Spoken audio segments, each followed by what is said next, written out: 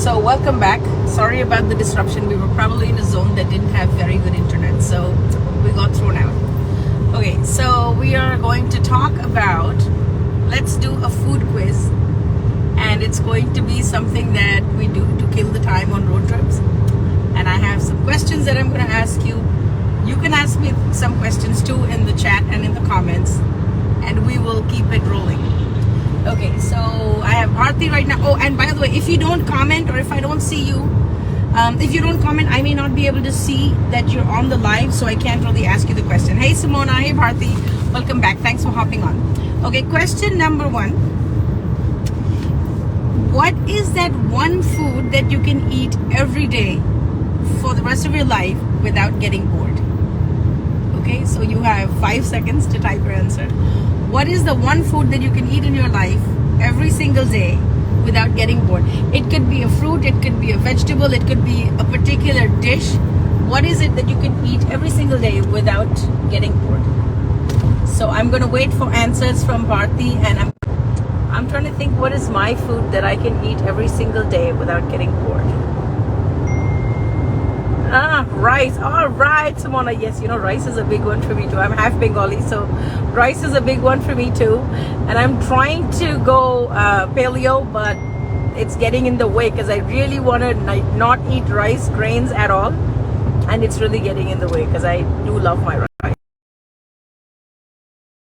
That I like to eat every single day. Oh, for both of you, it's rice. Oh my God, it's crazy. Wow. So Bharti, for you, it's rice. For Simona, it's rice too. Okay, number 2, according to you, who is the best cook in your family? Like on either side of your family, right? Yeah, in your family, whether your in-laws or from your childhood. We can send it later. Okay, so who according to you is the best cook in your family? Everyone uses rice. That's correct, Bharti. Okay, so I'm gonna say, according to me, the best cook in my life, one is of course my mom, because I grew up eating her food, and I think her food has this innate simplicity which is just mind-boggling. Like, she doesn't put a lot of stuff, she doesn't spend a lot of time. Absolutely amazing. So she's one really great cook, and one other great cook that I consider like a really, really good cook was in my maternal grandmother's house. Yes, Simona's mom. So I think for everybody, mom's food is like the best, right? So in my maternal grandmother's house in Calcutta, there used to be a really an elderly lady, and her name was Bula, right? And she was from like the ghettos, and she was from literally from a dot on the map, from some like deep village in West Bengal. And she had the complexion of Ma Kali, so you can imagine. And she used to only wear pure white saris. And she used to make the food with everything used to be on the grinding stone, right? So she would get chunks of turmeric, she would grind them on the grinding stone. And in Bengali, it's called Shil Nora. I think Shumana would agree, right? So she would make everything. And everything was bata moshla. Bata moshla means that you've actually ground it on the grinding stone. So instead of a mortar and pestle, it's like a flat stone which has got texture on it. And then there's a grinding stone with which you just take it back and forth and you make fine pastes of everything. So she would make everything on the grinding stone, including the dry Kashmiri red chilies. She would grind those, the ginger, the garlic, everything. And her food had so much taste and so much depth of flavor. I must have eaten her food for the first 10 to 12 years of my life, but her food was phenomenal. So I think she was one of the best cooks in life that I've come across in my life. Sadly, at that time, I didn't know that I was going to do something with food, and I have no documentation of her recipes.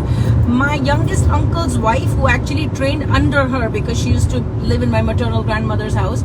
So my mommy, who trained under Bula Mashi, actually has inherited some of the recipes. So I hope and pray that I can sometime go back to Calcutta and retrieve those recipes and try to recreate it. I know I'm not even going to come close She used to make like crab legs and exotic stuff, but it used to be so good. And even her vegetarian food was really good.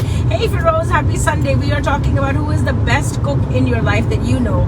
Is it your mom? Is it your aunt? Is it your wife? Is it your mother-in-law? Anybody that you know, or even a dad. Sometimes in families there are men who are just like really great cooks. So that was question number 2. And the first question was, what is that one food that you can eat every day in your life for the rest of your life and not get bored? So for Bharti and Shimona and for me, I think it was rice in whatever form. But if I had to pick a vegetable, I would say cabbage. Cabbage is one thing I can eat every day in any form and not get bored. I can eat it boiled, broiled, baked, fried, sauteed, whatever. So for me, it's cabbage. Question number 3. If you had to pick the dish for your last supper, the last dish that you were going to eat before you die, and you had an opinion or you had a choice that you could make on what dish that would be, what would it be?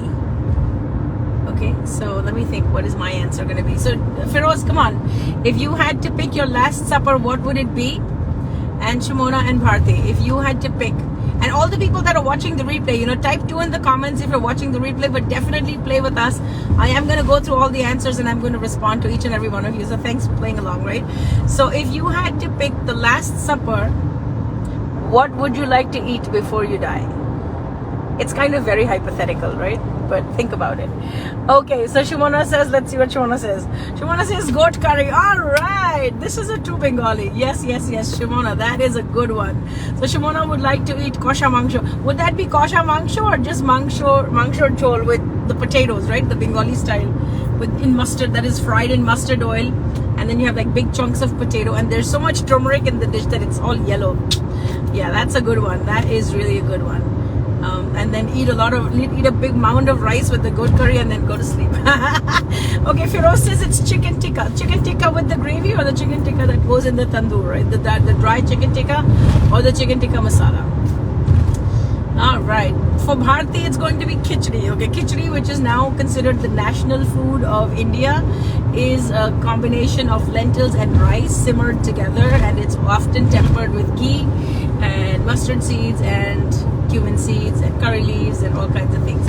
Okay, so Feroz has clarified he likes the dry chicken tikka. So yes, chicken tikka, which is marinated with yogurt and ginger and garlic and garam masala, kasuri methi, and then grilled in the clay oven. So a tandoor, which is a clay oven, right?